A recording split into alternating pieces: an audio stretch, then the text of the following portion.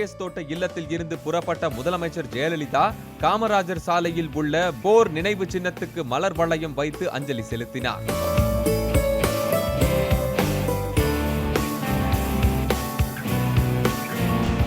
அங்கிருந்து போலீசாரின் மோட்டார் சைக்கிள்கள் அணிவகுப்புடன் கோட்டைக்கு வந்த முதலமைச்சரை தலைமைச் செயலாளர் ராமமோகன ராவ் மலர் கொத்து கொடுத்து வரவேற்றார்.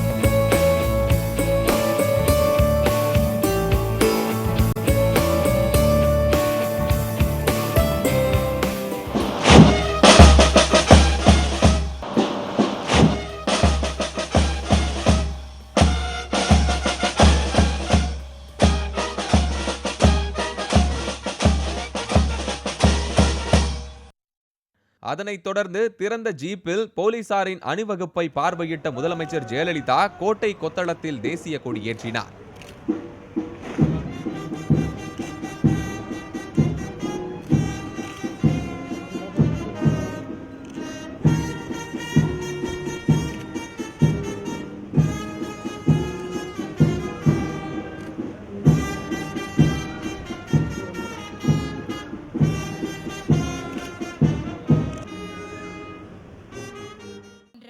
பின்னர் உரையாற்றிய அவர் சுதந்திர போராட்ட தியாகிகளுக்கான ஓய்வூதியம் உயர்த்தப்பட்டுள்ளதாக கூறினார்.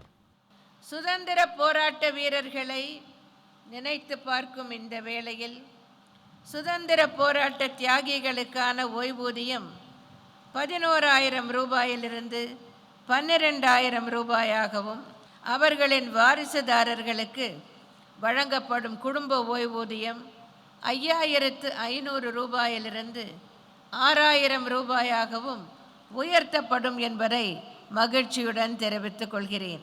விடுதலை போராட்டத்தில் பங்கு கொண்டு நாட்டிற்காக குறிப்பிடத்தக்க வகையில் சிறப்புற பணியாற்றியவர்களின் தியாகத்தை போற்றும் வகையில் அவர்களது வாரிசுதாரர்களுக்கு 5,000 ரூபாயிலிருந்து 6,000 ரூபாயாக உயர்த்தப்படும் என்பதை மகிழ்ச்சியுடன் தெரிவித்துக் கொள்கிறேன்.